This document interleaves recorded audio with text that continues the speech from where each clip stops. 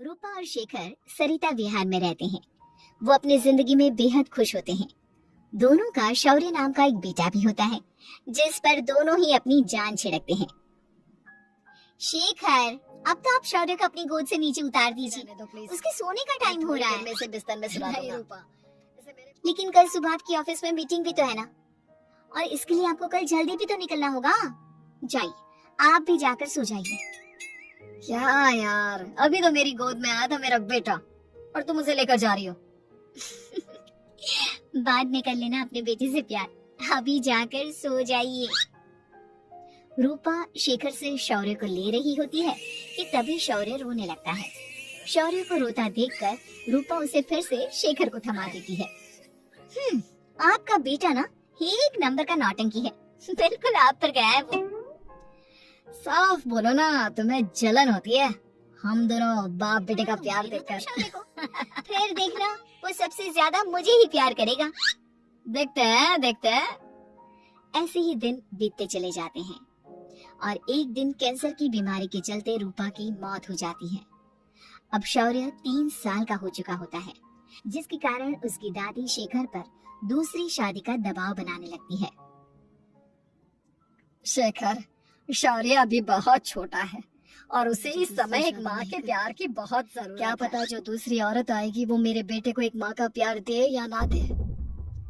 तो रूपा की छोटी बहन वैशाली से ही शादी क्यों नहीं कर लेता? वो तो शौर्य को एक माँ का प्यार पूरा दे सकती है ना। मैंने कहा ना माँ, मुझे दूसरी शादी नहीं करनी, और अपनी ही पत्नी की बहन से तो हरगिज नहीं। ऊपर से अगर रूपा देख रही होगी तो वो क्या सोचेगी? अपने लिए ना सही, लेकिन तुझे शौर्य के लिए तो शादी करनी ही पड़ेगी ना बेटा। शेखर कुछ कहता उससे पहले ही अंजुमन उसे रूपा की कसम दे देती है, जिसके आगे मजबूर होकर शेखर शादी के लिए हामी भर देता है। देखो वैशाली, मैंने तुमसे शादी सिर्फ अपने बच्चे के लिए की है। शौर्य, मैं चाहता हूँ कि तुम उसे एक माँ का भरपूर प्यार दो। अगर आप मुझसे शादी नहीं भी करते तब भी मेरा प्यार शौर्य के लिए कभी कम या ज्यादा नहीं होता। शादी के कुछ दिनों बाद ही शेखर की माँ की भी मौत हो जाती है। वैशाली शौर्य को एक माँ से भी बढ़कर प्यार देती है। शौर्य को लेकर वैशाली का यूं निस्वार्थ प्यार देखकर शेखर को भी उससे प्यार हो जाता है, और कुछ सालों बाद शेखर और वैशाली का भी लड़का हो जाता है। लेकिन इसके बाद वैशाली का शौर्य को लेकर बर्ताव बदलने लगता है। वैशाली, मैं देख रहा हूँ तुम आजकल शौर्य का जरा भी ध्यान नहीं रख रही हो। मुझे पता नहीं था कि आदित्य के होने के बाद तुम इतना बदल जाओगी। आदित्य मेरा अपना सगा खून है और शौर्य दीदी का, फिर मैं दोनों में अंतर कैसे नहीं करूं? माँ भले ही दोनों के अलग अलग हैं, लेकिन पिता तो एक है ना। अगर मुझे पहले पता होता कि तुम इतनी जल्दी बदल जाओगी तो मैं कभी तुमसे शादी ही नहीं करता। हाँ, तो किसने कहा था आपसे मुझसे शादी करने के लिए? मैं थोड़ी ना आई थी आपके पास, आपकी माँ ही आई थी मेरे घर आपका रिश्ता लेकर। वैशाली, पैर पटकता हुआ मुझे शौर्य तुमसे को ऐसे ऐसे उम्मीद नहीं चला थी। जाता है। पापा, मम्मा मुझसे प्यार क्यों नहीं करती? क्या मैं उनका सगा बेटा नहीं हूँ, इसलिए मुझसे प्यार नहीं करती?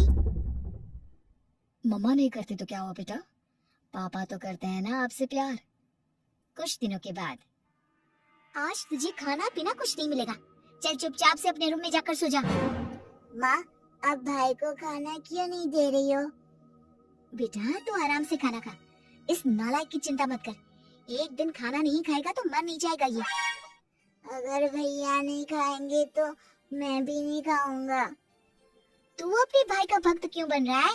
ये तेरा सौतेला भाई है, सगा नहीं जो तू लक्ष्मण बन रहा है। श्री राम और लक्ष्मण सगे भाई नहीं थे। श्री राम माता कौशल्या और लक्ष्मण माता सुमित्रा की कोख से जन्मे थे। दोनों के सिर्फ पिता एक थे, लेकिन माँ अलग थी। मुझे ज्यादा ज्ञान देने की जरूरत नहीं है, ये सतयुग और त्रेता युग नहीं है, समझे? आया बड़ा भाई का चमचा। इतना कहकर वैशाली वहाँ से चली जाती है, जिसके कुछ टाइम बाद शेखर वहाँ आता है और आदित्य उसे सारी बात बताता है। मुझे माफ कर दो शौर्य, तुम्हारी माँ के जाने के बाद मुझे दूसरी शादी का फैसला करना ही नहीं चाहिए था। अगर मैं दूसरी शादी नहीं करता तो शायद आज तुम्हारी ये हालत तो मुझे आदित्य जैसा छोटा भाई कभी नहीं मिलता। Thank you. मुझे इतना अच्छा भाई देने के लिए। तुम दोनों हमेशा ऐसे ही साथ रहना, फिर कोई भी तुम दोनों का कुछ नहीं बिगाड़ पाएगा। चलो मैं तुम दोनों को आइसक्रीम खिला के लाता हूँ, बहुत भूख लग रही है ना। शिखर शौर्य और आदित्य को आइसक्रीम दिलाने लेकर जाता है। वो दोनों को पार्क में खड़ा करके आइसक्रीम लेने जा ही रहा होता है, तभी तेज रफ्तार से आती हुई एक गाड़ी उसे कुचल देती है और उसी पल शेखर की मौत हो जाती है, जिसके बाद शौर्य की जिंदगी मैप से भी मर्जी के बगैर हाथ मत लगाना। इन सब पर अब तेरा कोई हक नहीं है, समझा? ठीक है माँ, मैं आपकी इजाजत के बगैर किसी चीज को हाथ नहीं लगाऊंगा। चल जाकर अब पूरे घर की सफाई कर। महज 7 साल का शौर्य वैशाली के कहने पर अपने नन्हे नन्हे हाथों से पूरे घर की सफाई करने लगता है। ऐसे ही दिन बीतने लगते हैं, लेकिन मासी से माँ बनी वैशाली को उस मासूम से बच्चे पर जरा भी तरस नहीं आता। क्यों शौर्य, ये घर में इतनी गंदगी कैसे हो रही है? ढंग से सफाई नहीं की है क्या तूने?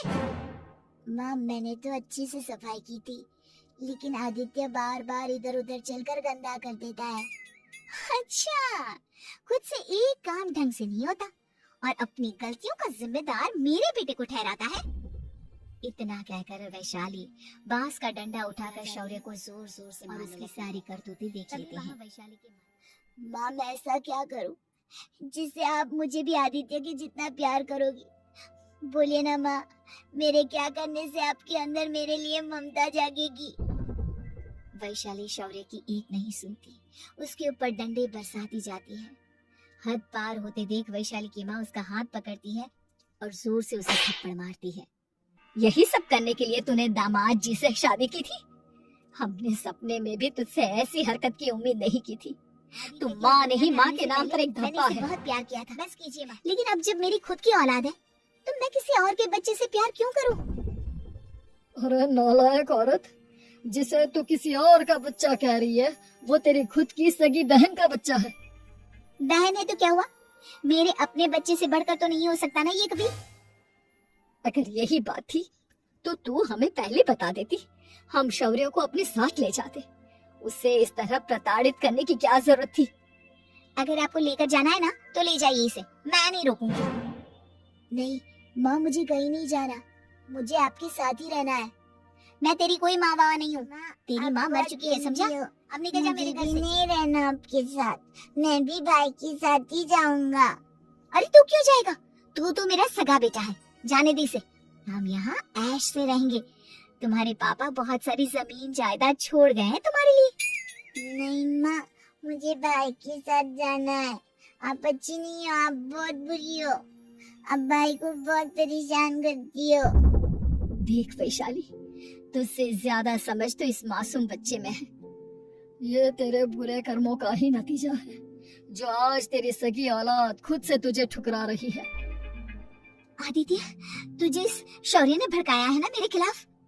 नहीं माँ, मुझे किसी ने भड़काया नहीं, पर मैं सब देखता हूँ, सब समझता हूँ। भाई बहुत अच्छा है, वो आपकी जैसा नहीं है। चलिए नानी।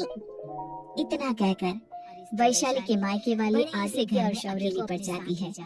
दो बेटों के होते हुए भी आज उसे माँ कहकर बुलाने वाला कोई नहीं होता।